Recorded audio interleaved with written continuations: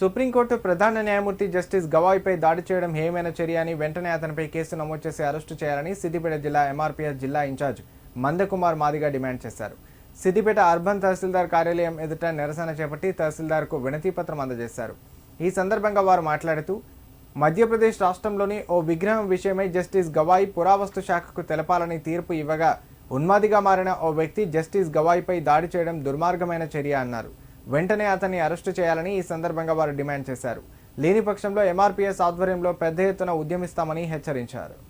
Justice Gavai గారి పైన కిషోర్ అనే వ్యక్తి బూటుతో దాడి చేయడాన్ని నిరసిస్తూ గౌరవ మందకృష్ణ మాదిగ గారి పిలుపు మేరకు తెలంగాణ రాష్ట్రంలోని సిద్దిపేట జిల్లా అర్బన్ తహసీల్దార్ కార్యాలయం ముందు నిరసన ధర్నా నిర్వహించడం జరుగుతుంది.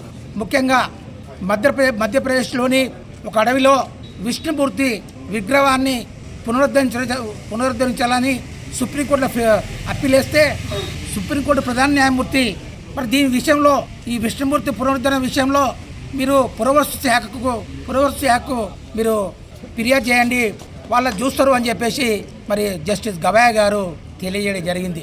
దాన్ని నిరసిస్తూ ఉన్మాదిగా మారి బూట్తో దాడి చేయడం జరిగింది. సుప్రీంకోర్టు న్యాయమూర్తి పైన బూట్తో దాడి చేయడాన్ని ఎంఆర్పీఎస్ మేమంతా కూడా తీవ్రంగా ఖండిస్తున్నాం.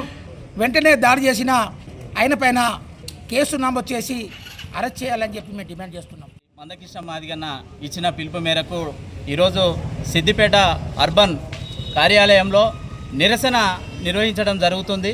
ఎందుకు అంటే అక్టోబర్ 6 తారీఖున సుప్రీంకోర్టు ప్రధాన న్యాయమూర్తి గవాయ్ పైన రాకేష్ కిషోర్ అనే న్యాయవాది బూటు విసిరడం జరిగింది. మరి ఆ బూటు ఒక ప్రధాన న్యాయమూర్తి మీదే పడినట్టుగా కాకుండా భారత రాజ్యాంగం మీద ప్రజాస్వామ్యం మీద పడినట్టుగా మేము భావిస్తున్నాము.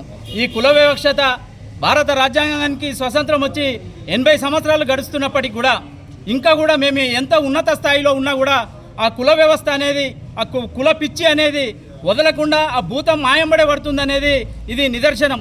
వేరే ఇతర దేశాలు కూడా ఈ వ్యవస్థను చూసి నవ్వుకునే పరిస్థితి ఎదురవుతున్నాయి. కాబట్టి రాకేష్ కిషోర్ గారు చేసినటువంటి ఈ యొక్క దారుణమైన పనికి దేశద్రోహం కేసు నమోదు చేసి దేశ బహిష్కరణ కూడా చేయాలని చెప్పి దీని మీద పూర్తి విచారణ లోతైన విచారణ జరిపించి చట్టపరమైన చర్యలు తీసుకోవాలని చెప్పి